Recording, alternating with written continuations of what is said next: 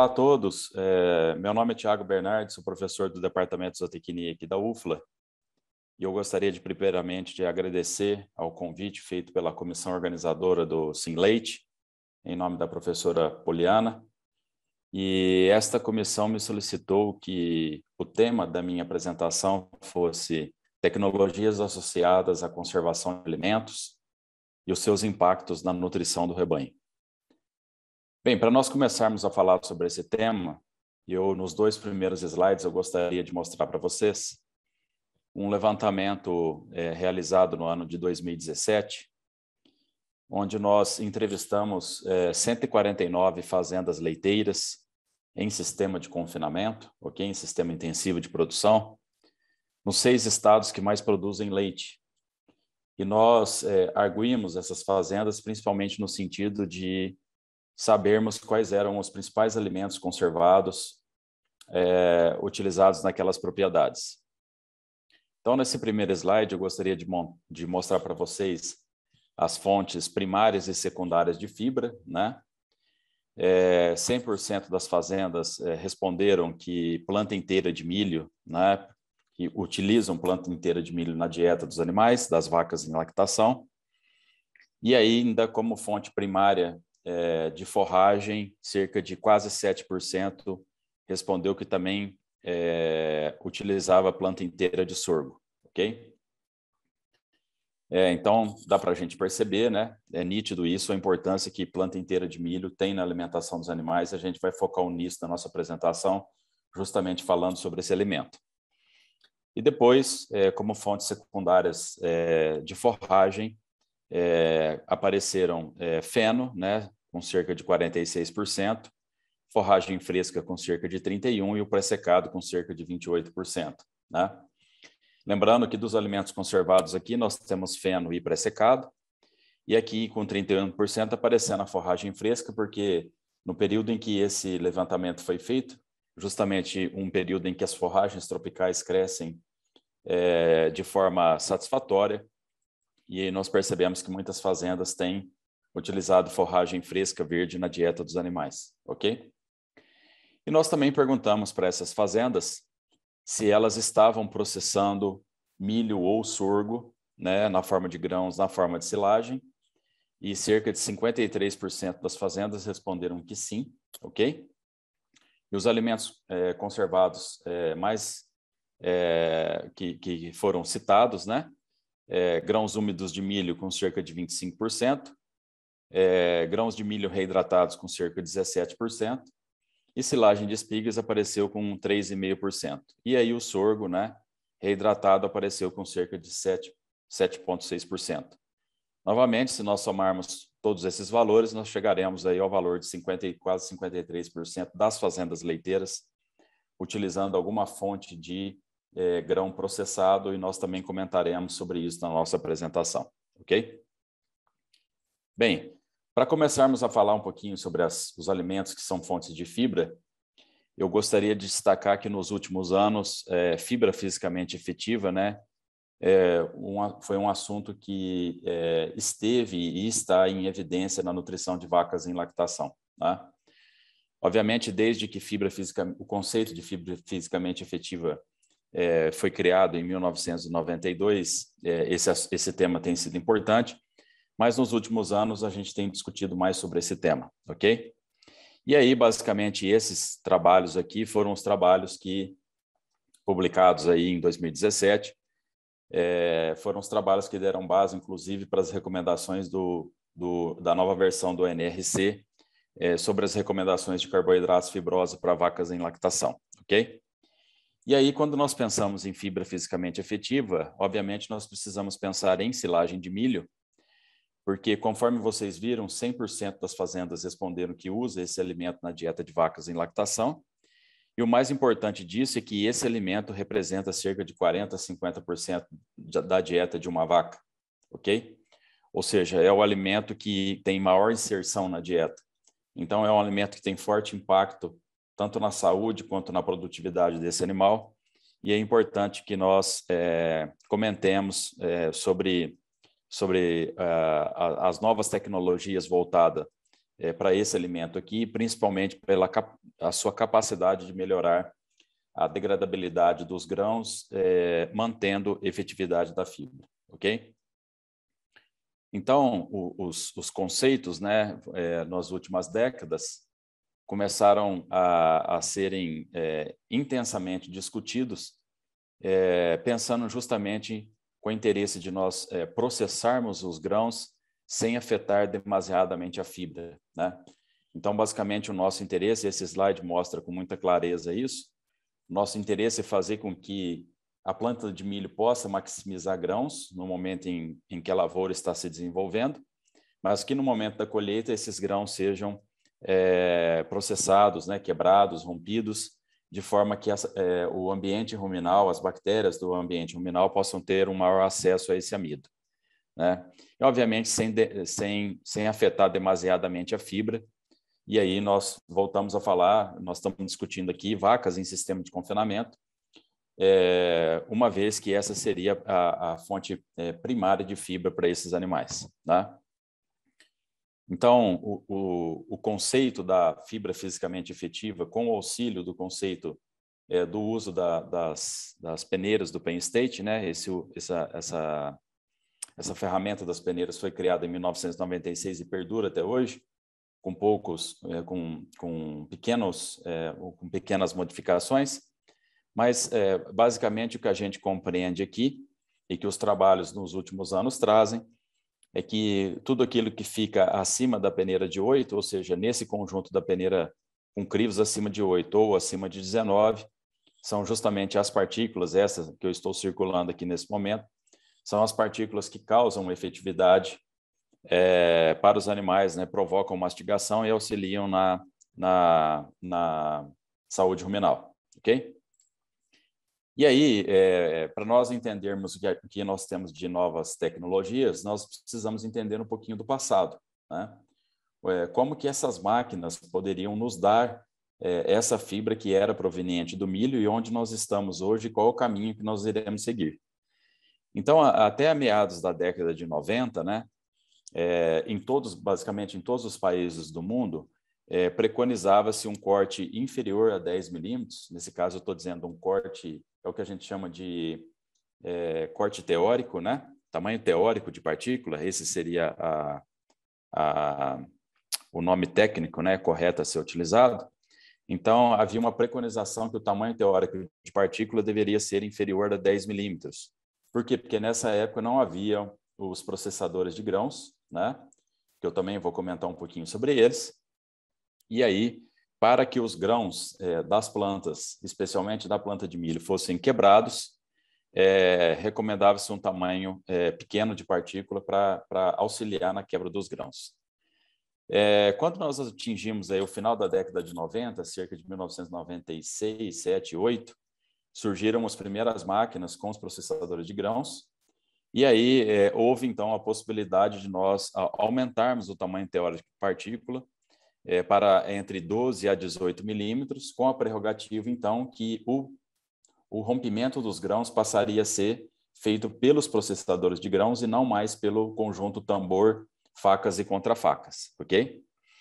E aí, a partir aí de meados do ano 2000, né, a partir de 2010 principalmente, criou-se um novo conceito, né, aumentando novamente o tamanho teórico da fibra, por meio de um novo processador que chegou no mercado, e aí com o potencial de nós trabalharmos com tamanho teórico de partícula acima de 24 milímetros. Então, basicamente, é nessa pegada que nós estamos hoje, né? Trabalhar com fibra mais longa e conseguindo processar muito bem os grãos.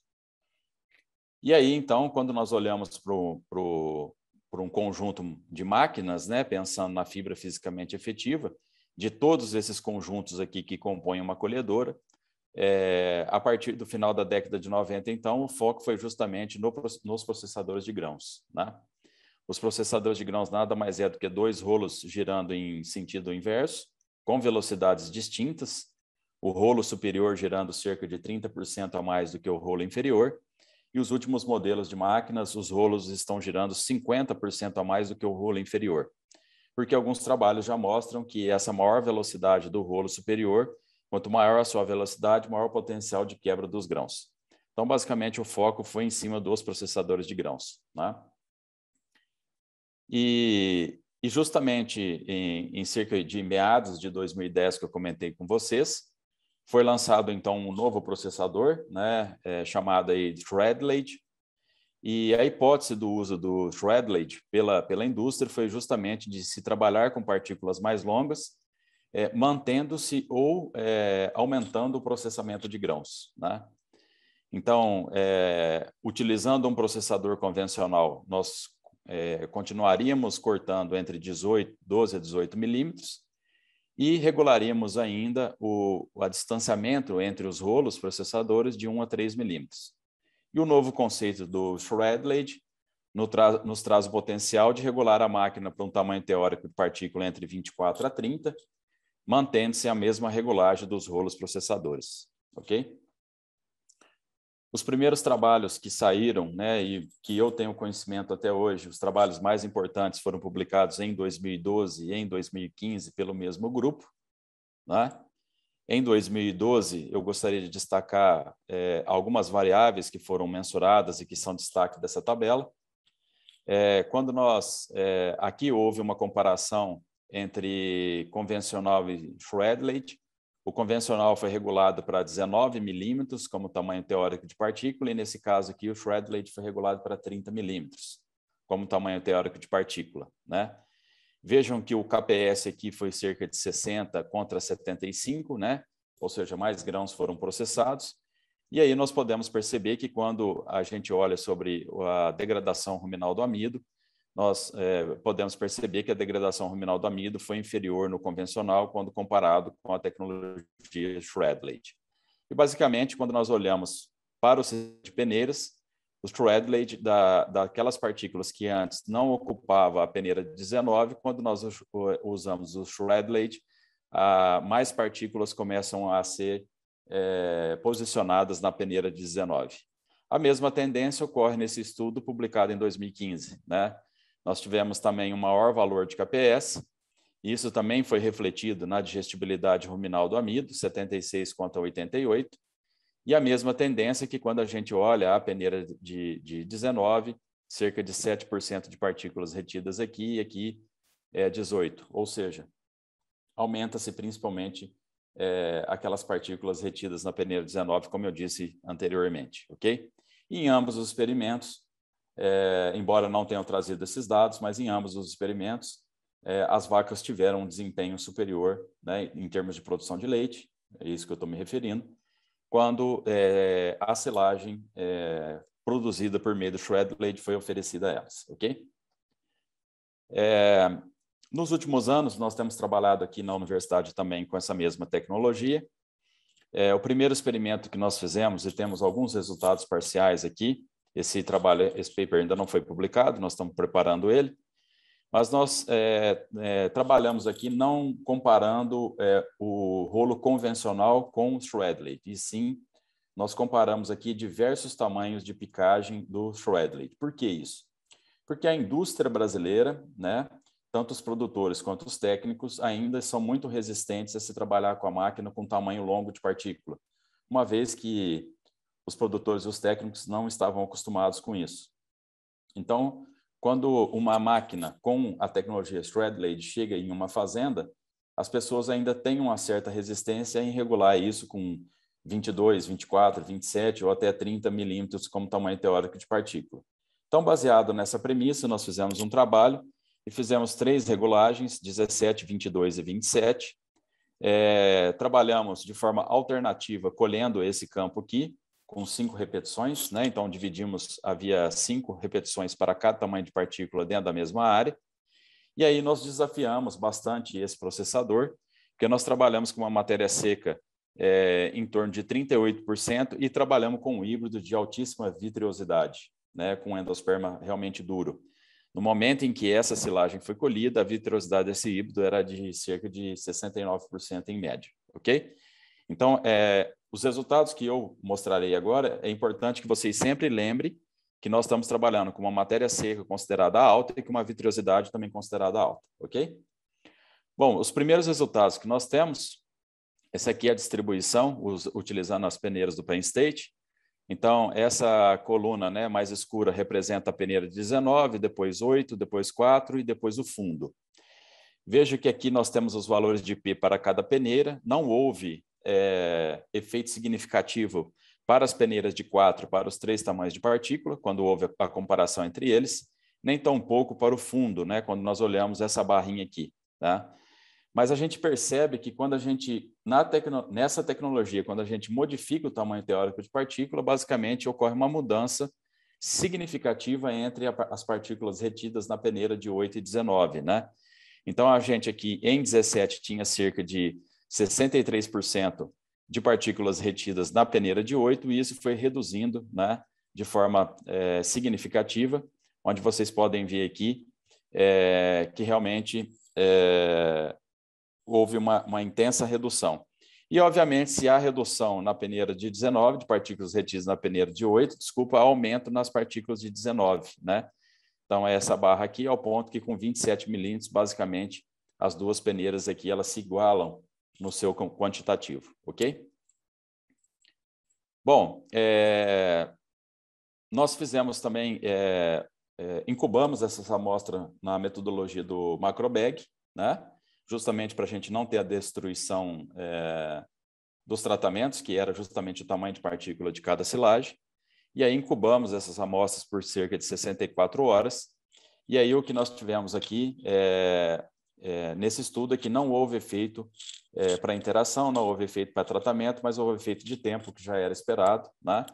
Mas principalmente o efeito que a gente estava tentando procurar aqui é que entre 17, 22 e 27 não houve efeito para degradação de fibra, ok?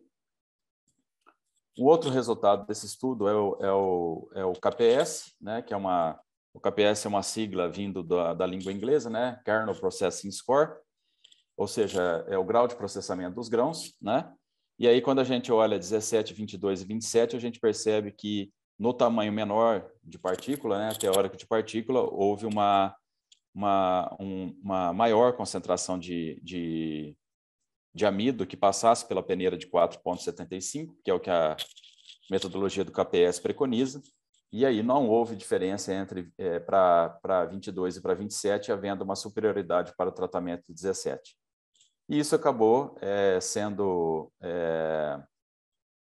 corroborado com os dados de desaparecimento do amido no ambiente ruminal, né? Mesma coisa, nós incubamos as amostras até 64 horas, e aí vocês percebam que principalmente amido de primeiro pool, né, onde principalmente a gente vê um distanciamento maior entre as linhas, né, e aí houve uma superioridade do desaparecimento de amido quando nós trabalhamos com um tamanho de partícula menor, com 17 milímetros, e quando comparado aí com 22 e 27, tá? Então, não houve efeito para degradação de fibra, mas houve efeito para degradação de amido, havendo uma superioridade, aí, principalmente para quando nós trabalhamos com tamanho de partícula um pouco menor que a regulagem para 17 milímetros. Lembrando que, nesse caso, matéria seca de 38 e vitrilosidade do milho alta.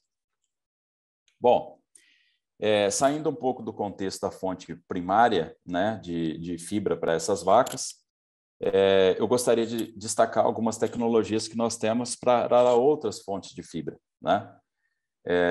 Ou seja, fênel e pré-secado, né? E por que falar de outras fontes de fibra? Porque aqui no Brasil, especialmente, ainda nós temos muitas fazendas produtoras de leite, principalmente de pequenos produtores, que ainda utilizam máquinas tracionadas por trator. E essas máquinas, obviamente, elas trazem algumas vantagens, que é o seu baixo custo, a sua fácil manutenção, mas, obviamente, são máquinas limitadas em termos de tecnologia, em termos de conseguir nos dar fibra longa, fibra, né, conforme a gente havia discutido até nesse momento da apresentação. Ao passo que, quando nós trabalhamos com processadores de mais alta tecnologia, nós conseguimos regular melhor o equipamento. Então, às vezes, a gente carece de fibra fisicamente efetiva para esses animais, pelo fato de termos que sacrificar essa fibra, tendo que maximizar o rompimento dos grãos. E ainda nós temos, podendo ter um efeito ainda, de uma redução do tamanho de partícula por meio do uso de fresa, né? Nós temos alguns carros automáticos, né? Vagões misturadores, que eles usam um sistema de fresa, e aí quando você usa o sistema de fresa, há uma certa redução de partícula na silagem que está sendo estocada. E dependendo também do sistema de vagão, de mistura que você tem, esse vagão também pode promover redução do tamanho de partícula daquela fonte primária de fibra que você vinha trabalhando.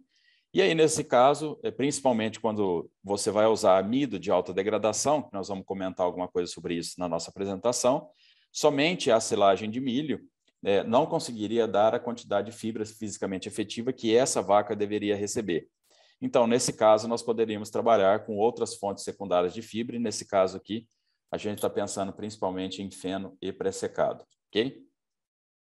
Bom, aqui no Brasil, o que eu posso destacar é que, basicamente, todas as tecnologias que nós temos na Europa e na América do Norte, hoje nós temos aqui, né? Nós podemos produzir pré-secado ou feno em fardos. Então, nós temos aqui a ceifadora, nós temos aqui o ancinho enleirador, nós temos aqui a enfardadora e temos aqui a plastificadora, né? Então, temos todos os conjuntos mecanizados necessários para se fazer pré-secado em fardos, ok? Ou produzirmos feno por meio dessas forragens que nos permite isso, tá? Uma tecnologia importante que pode nos ajudar tanto logisticamente quanto nutricionalmente, embora a gente não tenha experimentos mostrando isso, mostrando desempenho de animais em relação a isso, mas essas enfardadoras mais atuais, elas possuem um sistema de facas, e essas facas são consideradas de número variável. Então, vejam que isso aqui que eu estou apontando são as facas, quando elas são acionadas, mas há prerrogativa nessas enfardadoras de nós não acionarmos as facas, e, por exemplo, nesse modelo aqui, você pode acionar 18 facas ou 16 facas. Então, obviamente, quanto mais facas você aciona, menor é o tamanho de partícula do pré-secado ou, às vezes, até do feno, né? E a grande vantagem disso é de trazer um fardo mais denso, né? Conseguir colocar mais forragem por metro cúbico, aumentar a densidade. E não só isso, é uma maneira também de nós conseguirmos já diminuir o tamanho de partícula desse pré-secado ou desse feno e fazer que no momento do trato dos animais na fazenda leiteira a gente não tenha que fazer uma picagem ou uma repicagem dessa forragem, ok? E nós podemos, né? E aí vocês estão vendo, né? Essa foto mostra justamente um fardo que passou pelo sistema de acionamento das facas, nesse caso 8 facas, né? Então veja que ocorre uma amarração, nós temos tecnologia para fazer uma amarração muito bem feita, e veja que a partícula aqui ela já está pronta para ser oferecida pelos animais, né? E aí o nutricionista, inclusive, já tem uma perspectiva de qual seria a fibra, né, fisicamente efetiva que um fardo desse aqui, ou que um feno, ou que um pré-secado desse aqui poderia oferecer, e aí lá na frente, no momento do fornecimento da dieta, ele já consegue adiantar um pouco do percentual de fibra fisicamente efetiva que ele pode ter na dieta desses animais, ok? E nós podemos ter também o pré-secado feito diretamente na trincheira ou construído diretamente num silo superfície, né? Então, naquela fase onde o ancinho está enleirando, ao invés de nós utilizarmos uma enfardadora, nós podemos utilizar uma colhedora, recolhedora, né? Com sistema de recolhimento, uma colhedora com sistema de recolhimento, e aí recolhendo e picando essa forragem, então, ela é levada para o silo, para uma trincheira ou para uma superfície, e aí o processo de confecção ocorre como qualquer outro, né? Vai ocorrer a compactação, a vedação e depois, posteriormente, o uso desse pré-secado, tá? Não vou mostrar dados de desempenho de animais aqui, porque há uma escassez muito grande na literatura de desempenho de vacas, né, ou de novilhas sendo alimentadas aí com pré-secado, com ou sem pré-secado, qualquer coisa dessa natureza. Os trabalhos até hoje tiveram mais envolvidos no processo produtivo em si e focaram muito menos a parte de produção animal, ok? Bom, outras silagens que nós gostaríamos de discutir aqui nessa apresentação, e principalmente sobre as tecnologias, que esse é o tema central da nossa apresentação, é falar justamente sobre as silagens que são fornecedoras de amido. Então, nós vimos lá naquele levantamento que eu mostrei, que aqui no Brasil nós temos utilizado grãos úmidos, grãos reidratados, silagem de espigas em menor proporção, mas nós temos ido para uma tendência de aumentar a degradação do amido, né? de não utilizarmos unicamente o milho ou o sorgo seco moído, mas de alguma forma aumentarmos o potencial de degradação do amido que esses ingredientes trazem, ok? Essas tecnologias que eu vou citar agora, nesses próximos slides, nenhuma é considerada nova, eu gostaria de ressaltar isso para vocês. Muita gente tem achado que silagem de espigas, grãos reidratados, grãos úmidos, são tecnologias novas e não são, tá? Se vocês forem ver aqui, desde 1961, aqui fala 1961, esse paper no Dairy Science fala grãos úmidos. 79 fala sobre silagem de grãos reidratados. Muita gente pensa que o Brasil criou grãos reidratados, né? Não, nós apenas copiamos a tecnologia americana, né? Então, eu vejo que lá nos Estados Unidos, em 79, já produzia sorgo reidratado para vacas em lactação, né? Em 1980, havendo uma publicação aí sobre silagem de espigas. Então, essas 3 tecnologias aqui não são novas, mas são relativamente recentes para nós brasileiros. E aí, a mais recente, talvez, essas 3, seria a silagem de espigas, né? Ou na língua inglesa chamada de snaplage. Aos poucos tem tido a sua aceitação por parte das fazendas leiteiras. Há pouquíssima informação na literatura sobre o uso dessa fonte de amido na dieta de vacas em lactação, né? Eu tenho conhecimento de apenas um paper feito na Universidade de Wisconsin, publicado há alguns anos atrás, onde houve uma comparação entre silagem de espigas e grãos úmidos de milho, tá? Mostrando, basicamente, o paper mostra que pode haver uma substituição desse tipo de silagem por grãos úmidos de milho, ok? E essa substituição, ela deve ser feita por meio de critérios técnicos, não olhando o alimento em si, mas olhando vários outros aspectos da propriedade, como capacidade de plantar o milho, colher o milho, de conseguir processar essas silagens, enfim. Todas essas tecnologias têm a sua importância, todas elas têm vantagens e têm desvantagens, e aí cabe ao técnico e ao produtor decidir qual tecnologia dessa poderia ser utilizada, ok? Uma outra que a gente tem utilizado também no Brasil há alguns anos é a silagem de grãos úmidos de milho, principalmente no sul do Brasil, né? Essa tecnologia, ela se enraizou um pouco mais do que em outras regiões do Brasil, né? E nada mais é do que nós utilizarmos uma colhedora de grãos, colher esses grãos com cerca de 35% de umidade, depois laminarmos esses grãos e oferecermos esses grãos como uma fonte de amido de alta degradação, tá? E aí, também nos últimos anos, nos últimos 15 anos, basicamente, por meio da cópia, né, da tecnologia americana, ressaltando isso, nós começamos a incentivar a reconstituição de grãos, tanto de milho quanto de sorgo, que nada mais é do que trazer para a fazenda grão seco, né, ou de milho ou de sorgo, conseguir moer isso e adicionar água até que a umidade seja atingida por volta dos seus 35% também. E aí esse grão processado e umedecido ele é ensilado e a fermentação dada pela silagem, então, potencializaria a digestão do amido. Tem um experimento que eu gostaria de mostrar para vocês, que eu acho fantástico, um experimento publicado em 2019 no Dairy Science, tá? Do William Santos e colaboradores, onde grãos reconstituídos de sorgo foram oferecidos para vacas em lactação, né? E eu pensei aqui, né, 2 variáveis desse paper, gostaria de dividir com vocês. Esse paper, na realidade, os autores estudaram 2 tempos de fechamento, 2 tempos de conservação da silagem, ou 30 ou 90 dias, e aí eles usaram ou não um aditivo químico, né? Mas para essas 2 variáveis que nós estamos mostrando aqui, não houve efeito de aditivo, tá? Então vamos concentrar no tempo de estocagem. E aí vocês podem perceber que para a produção de leite corrigida, né, as vacas que foram alimentadas com silagem de grãos de sorgo reconstituído produziram 1,2 kg de leite a mais por dia do que aquelas que foram alimentadas com silagem de sorgo reconstituído estocado por apenas 30 dias, tá? Isso se reflete também em eficiência alimentar, que é quilo de leite por quilo de matéria seca ingerida.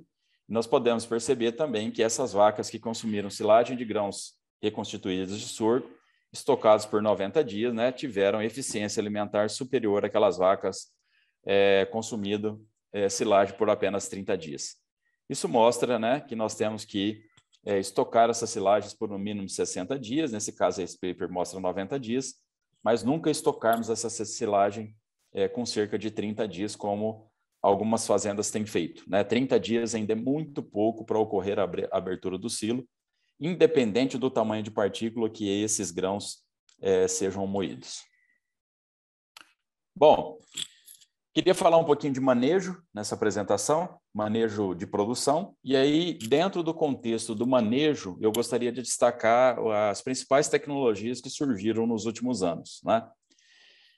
Sem dúvida nenhuma, nós temos que falar de vedação, né? Porque surgiram aí nos últimos 10 anos os filmes com barreira de oxigênio, e esses filmes com barreira de oxigênio trouxeram uma maneira muito eficiente de nós reduzirmos perdas em silagens. E perdas que nós estamos falando aqui não são só perdas que vocês estão conseguindo visualizar aqui nesse cantinho direito da tela, não. Perdas do ponto de vista de desempenho animal, que é o que eu vou mostrar aqui também nos próximos slides. Então, a lona, né, ela não tem só a capacidade, uma lona de alta qualidade, bem aplicada na massa, ela não tem só a propriedade de reduzir perdas por deterioração, alterar a fermentação da silagem e seu valor nutritivo, né? Mas ela tem também o poder de alterar a capacidade dos animais se desempenharem melhor. E aí esse paper, né, do nosso grupo, publicado em 2017, mostrou a tecnologia de nós aplicarmos essas lonas com barreira de oxigênio em associação com uma lona convencional, e essa lona aqui com barreira de oxigênio sempre sendo presa à parede, né? Foi justamente o título que nós demos a esse paper aqui, né? Que o revestimento das paredes com lona de barreira de oxigênio reduz perda de nutrientes em silagem de milho. Basicamente, isso que nós fizemos nesse trabalho e mostramos a significativa redução de perdas e de melhoria fermentativa que uma silagem pode ter quando o filme com barreira de oxigênio é utilizado para estocar silagens, né? Esse paper aqui, publicado em 2021, também bastante interessante. Ele mostra também esse tipo de comparação. Aqui foi comparado o plástico com barreira, mas ao invés de ir a lona convencional sobre esse plástico com barreira, os pesquisadores aqui adicionaram uma rede, né? É algo, eu vou dizer para vocês entenderem, quem não conhece essa rede, parecido como se fosse um sombrite, mas é um material muito mais pesado, de uma granulometria muito maior, mas é um material que lembra um sombrite, para ficar claro, tá? E esse material ele vai sobre essa barreira de oxigênio, sobre essa lona com barreira de oxigênio. E aqui havia uma silagem de milho, né? Sendo vedada com a lona convencional dupla face. E aí pensei lá também essa variável aqui, que é ganho médio diário. Aqui, nesse caso, essa ração foi ofertada para novilhas, né, em crescimento, e aí foi ofertada a mesma concentração de silagem, ou proveniente desse silo, ou proveniente desse silo aqui, cada silo sendo vedado com um sistema, e aí vocês podem ver a diferença significativa em ganho de peso, e não só em ganho de peso, mas em outras variáveis importantes do ponto de vista da criação de novilhas dentro de uma fazenda leiteira, tá? Outro paper também bastante interessante, publicado em 2014, eu tive participação nesse experimento. Aqui nesse experimento, aqui, basicamente, o que a gente fazia, né? Aqui foram testados 4 tratamentos. A lona com barreira, mais a lona dupla face, dentro daquele sistema que eu havia comentado anteriormente. Somente a lona dupla face, aqui somente a lona com coloração toda preta, a dupla face que eu falo é a face externa branca e a face interna preta, e aqui a face, o filme todo preto. E aqui o filme preto com cerca de 15 centímetros de bagaço, né, sobre o filme, tá? Fazendo uma proteção de fora a fora no silo. E aí, basicamente, eu coloquei essa foto aqui para ficar claro a metodologia que foi utilizada. Todos os dias, antes de ofertarmos, antes de removermos a silagem, a camada de silagem deteriorada, né, ela era retirada, ou seja, tudo aquilo que era visualmente visto como silagem alterada, ela era separada, tá? Ela era separada e pesada, ok? E amostrada, obviamente. E aí nós retiramos aquela porção que a gente considerava como silagem comestível, vamos dizer assim. E depois nós fazíamos uma proporção do total que foi retirado somando a alterada com a adequada, vamos chamar assim, e aí nós mensurávamos, então, a percentagem de silagem que era descartada. Tá? Então, veja que o descarte ele foi nitidamente superior, né, na lona com coloração completamente preta. E aí, quando a gente olha para o desempenho das vacas, fica nítido que mesmo descartando a porção deteriorada, né, as vacas ainda sentiram o efeito daquela silagem que era considerada adequada por nós. Por quê? Porque aquela massa que está adjacente àquela porção deteriorada também está sendo alterada, mas visualmente ainda não foi percebida por quem está fazendo o trato daqueles animais. E aí veja que realmente houve um decréscimo acentuado na produção de leite das vacas que eram alimentadas com esse tipo de filme, né? E houve uma superioridade de desempenho para quando houve a presença do bagaço fazendo proteção completa da lona, e houve um desempenho considerado como intermediário para esses dois sistemas de vedação.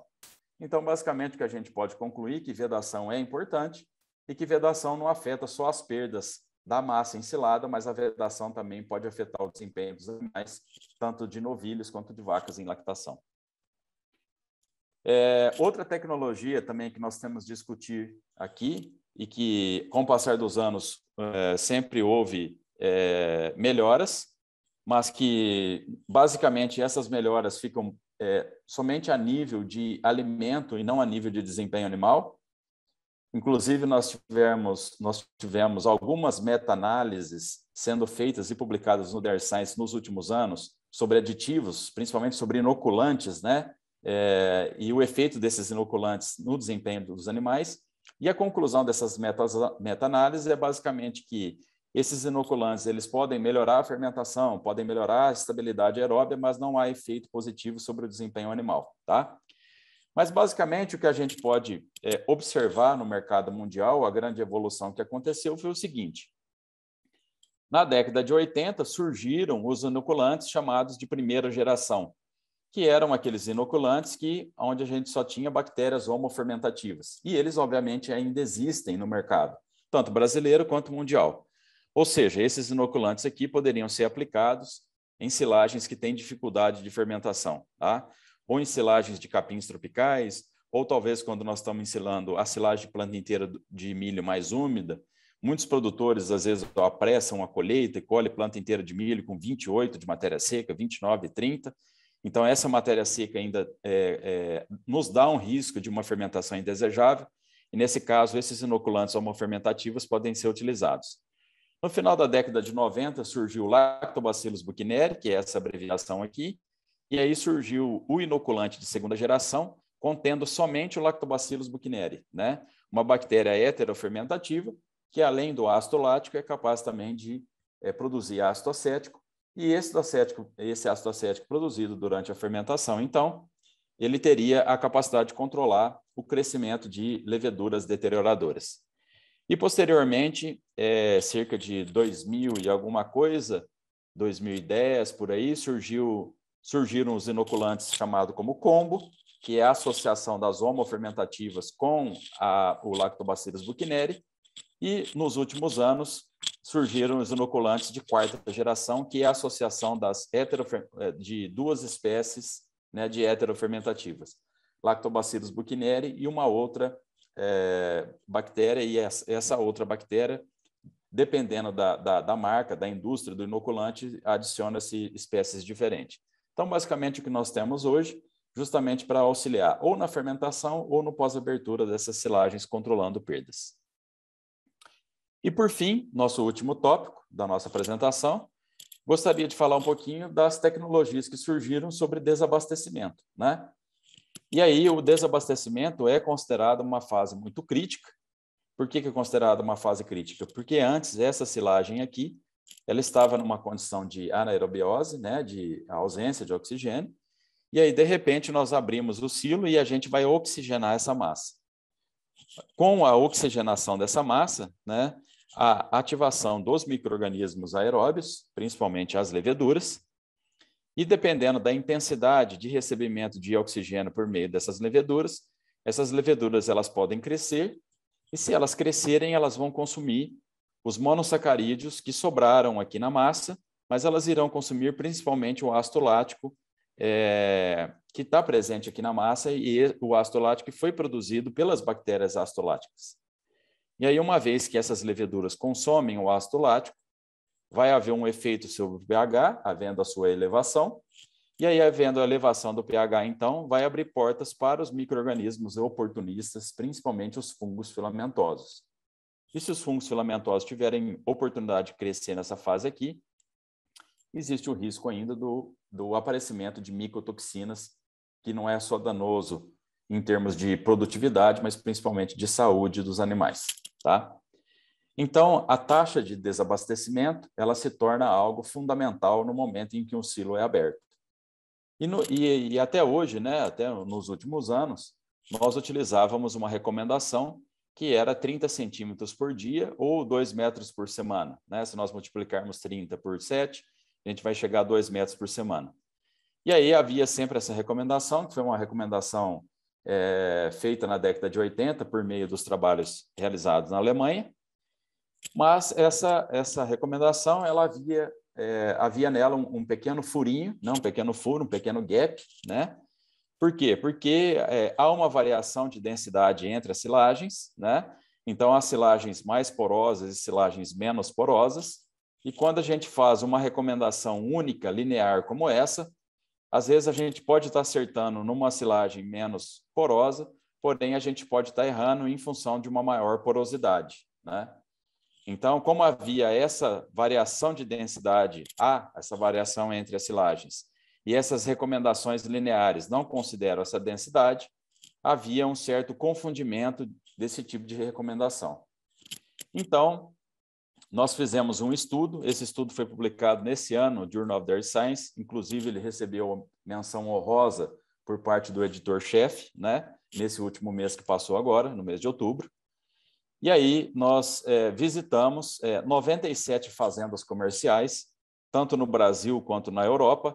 Esse trabalho foi uma associação de brasileiros e italianos, e aí nós adotamos os mesmos protocolos experimentais para ambos os países. Foram 53 fazendas visitadas, 43 fazendas, 53 fazendas visitadas no Brasil e 44 fazendas visitadas na Itália, tá? E nós estávamos interessados em saber, em determinar, na realidade, uma taxa de remoção onde a densidade poderia ser incluída, né? E aí nós pensamos, então, que se nós associarmos a área do painel com a quantidade de silagem que é utilizada diariamente, nós podemos embutir a densidade nesse cálculo aqui, e aí a recomendação de taxa de remoção poderia ser feita para qualquer fazenda, independente da densidade da silagem. E aí nós chegamos à conclusão de que, se a fazenda quiser evitar perdas por meio da deterioração aeróbia no momento em que essa silagem está sendo utilizada, ela deve remover 250 quilos por metro quadrado por dia, tá? Então, essa foi o número encontrado pela gente, depois de muito trabalho, depois de 2 anos visitando fazendas aqui na Europa, e de muito trabalho avaliando todas essas variáveis, nós conseguimos chegar a essa recomendação.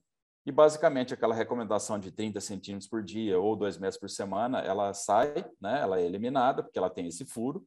E aí a gente passa a utilizar, então, essa recomendação de quilos por metro quadrado por dia. E o nosso grande objetivo é remover mais de 250 quilos por metro quadrado por dia. Um pouquinho do que nós encontramos, tá? Eu pincei do trabalho essa variável aqui, nesse caso, fungos filamentosos, que é uma maneira de nós identificarmos, por exemplo, o grau de deterioração que a silagem está sofrendo. Então, aqui nós temos as taxas de remoção, né? 90, de 90 a 150, de 151 a 250 e superior a 250. E na barrinha verde é o centro da silagem e na barrinha vermelha é o topo da silagem. Veja que quanto nós temos remoção considerada ainda inferior, né, a esse valor que nós estamos recomendando aqui, o topo ele acaba ficando muito distante do centro, e veja que quanto mais próximo nós nos aproximamos do valor de 250, o topo vai ficando próximo do centro. ao passo que, se a gente retira mais de 250, não há diferença significativa, por exemplo, em população de fungos filamentosos entre o topo e o centro. Ou seja, nós temos duas silagens muito parecidas, né? E aí diminui-se muito o risco de nós termos micro-organismos indesejáveis, perdas e, obviamente, um futuro efeito aí sobre o desempenho dos animais, ok?